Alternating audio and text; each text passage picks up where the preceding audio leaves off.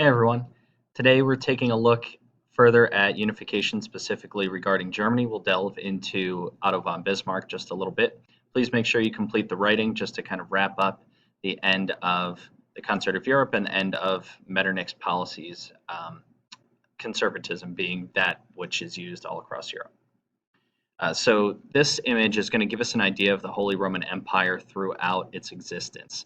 And the purpose of this is really simply to show you that um, as the empire ebbs and flows and grows and wanes, um, Germany is really at the center of it. And we spoke before about how at various points in history, these German princes were able to choose whether to have them and their people be Lutheran or Catholic in the Holy Roman Empire. And all of that is going on right dead center in what is today Germany. And so when we think about why it took so long for Germany to become unified, it really makes a lot of sense if we can put it into that perspective. As we look at the German states in 1815, just after the Congress of Vienna, you'll notice that we have up here in this quadrant, we have Prussia, nice Prussian blue over here. And then beneath there you have Austria. And those are really the two big guns in terms of the Germanic peoples during this time period.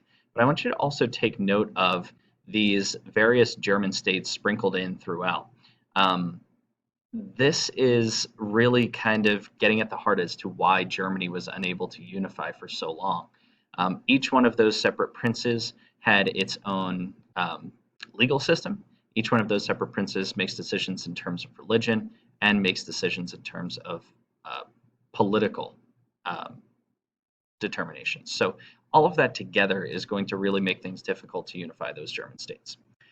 That's kind of politically and pseudo-related to religion. But as you look at the next slide here, this is the Zollverein. This is 1828. This is an economic union amongst most of the German states. And we see Prussia up here at the top. And then down below, you'll notice that it's grayed out. That's because the Austrian Empire is not a part of the Zollverein. The basic idea is that there's going to be free trade across these lines here. And so if we look back at the previous slide, think about trying to ship something from one of these northern regions all the way south. You have to cross over and pay taxes all along the way. Each tax is going to be different from the other. So this solves that problem. Germany is really one of the few, or one of the first European countries to really embrace the Industrial Revolution. And so it's shortly after the Industrial Revolution swept through England and the the Low Nations, Netherlands, etc., that Germany really jumps in with 2 feet. And so the Zollverein is meant to protect German interests, but also to drive economic expansion within Germany, to increase German production and increase German trade without any penalties. So German unification, it's initially going to start out based on nationalism and liberalism. Liberalism is spreading throughout Europe, the idea of being an individual, having individual choices, being represented, etc. We also saw the rise of nationalism. We see that with Italy and some other places. Those concepts are kind of sweeping conservatism out of the way. Ultimately, it comes down to this for not yet Germany. Do you want Austria in or not? There are two kind of plans in place, and the Zollverein kind of shows, hey, maybe Austria is not going to be a part of all of this. But we have the revolutions of 1848. These are liberal nationalists looking to convert unify Germany into one and also make it a constitutional monarchy. Coming out of this is going to be the Frankfurt Parliament, 1848 to 1849, and they design everything. They basically set up a nation. The problem is they're unable to get Frederick William IV of Prussia to sign off on it. So you have all of these great ideas that do not come to fruition. Ultimately, he makes a decision because he says that it would be trampling on the rights of those various German princes that we saw earlier. But this idea of liberalism being the basis for which Germany is going to be placed on and unified is not going to work for them. So that brings us to the next part, and that gets us to Otto von Bismarck, or OVB as I like to call him. Otto von Bismarck is named prime minister in 1862. He's a hardcore conservative, sort of. Those are his ideals. That's not necessarily what he puts into practice. He is a fan of realpolitik. It's the idea that you do whatever is necessary. There is no idealism in this. It is very much based on realism. whatever needs to get done. And so frequently, um, Otto von Bismarck will put aside his conservative leanings in an effort to try and get done what he thinks is the best course of action. Um, as a result of being very conservative, he is extremely anti socialist. The problem is the socialists are starting to represent a greater amount of people within Prussia.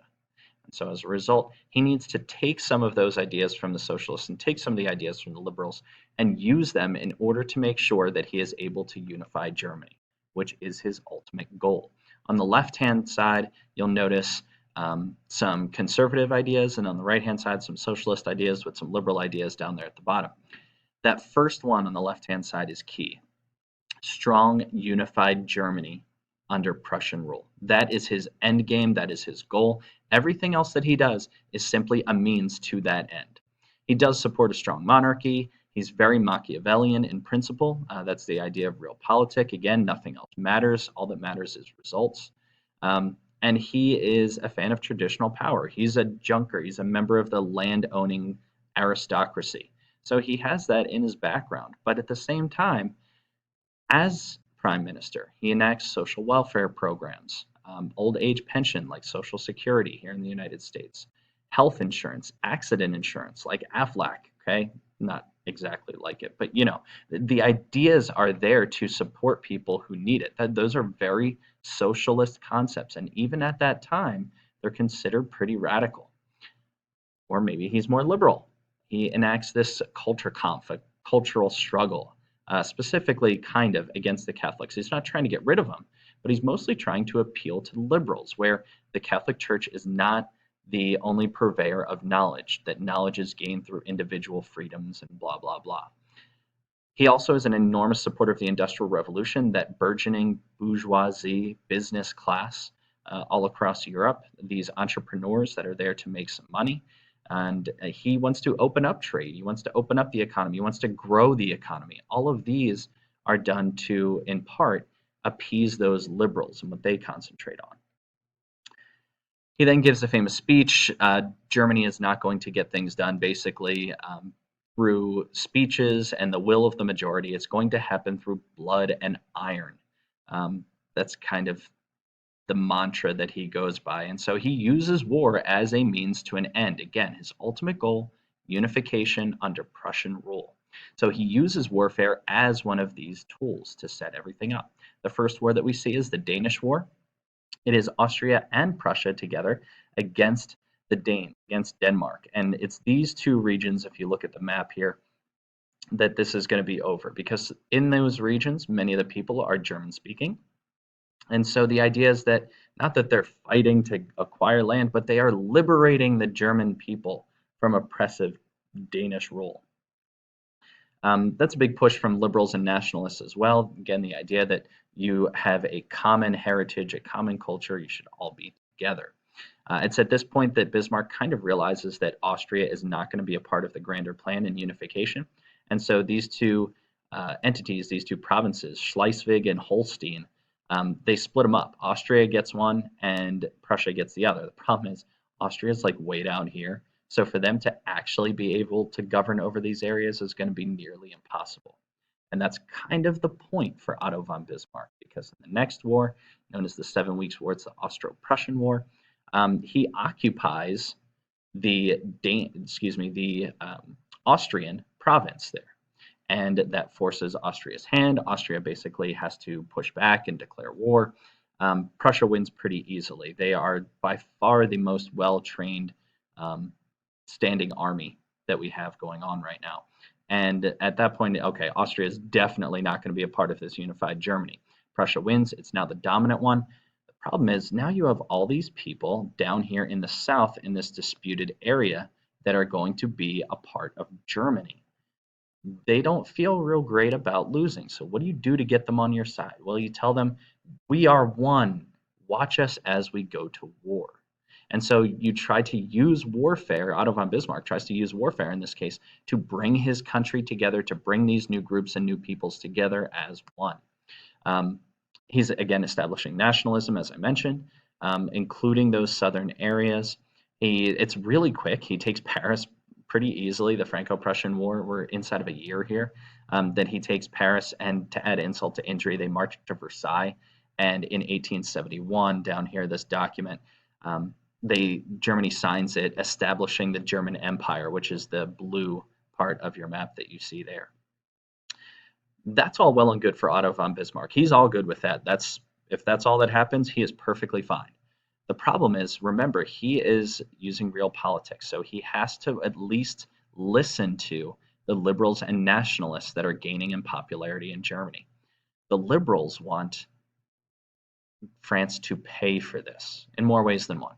They want reparations to the tune of 5 million francs, and they want these regions here. This is where we get nationalism back in. These small areas right in here, known as Alsace and Lorraine. You'll also see Alsace and Lorraine, and you'll also see them hyphenated as Alsace-Lorraine. These are going to play a major role moving forward. There are German-speaking peoples there, and so again, it's under the guise of, hey, we're liberating fellow Germans. The French do not take kindly to this. And so you'll note my sarcasm there. This will probably not matter again. It's going to matter again. When we get to World War I and the tables are turned, and France is now on the victorious side, and Germany's now on the losing side. Spoiler alert, sorry, 100 years ago, I think we can get there by now, it's okay. But when we get there, Alsace and Lorraine are going to play a role, the war reparations are going to play a role, etc. So we're kind of setting ourselves up for the alliance system that's going to happen right before. We're setting ourselves up for the extreme push of nationalism. We're getting to imperialism, the idea that there's really no more land to gain in Europe, so where do we go? Oh, look, there's that continent of Africa right below us. We can carve that up. All of that is where we're heading from this point forward in terms of politics. So just as a reminder, we have all of these Germanic peoples here, 300 or so, that are reduced to now just one, the Prussian Empire, this new Germany. Okay. If you have any questions, always feel free to let me know. Other than that, I hope you all have a great day. Thank you.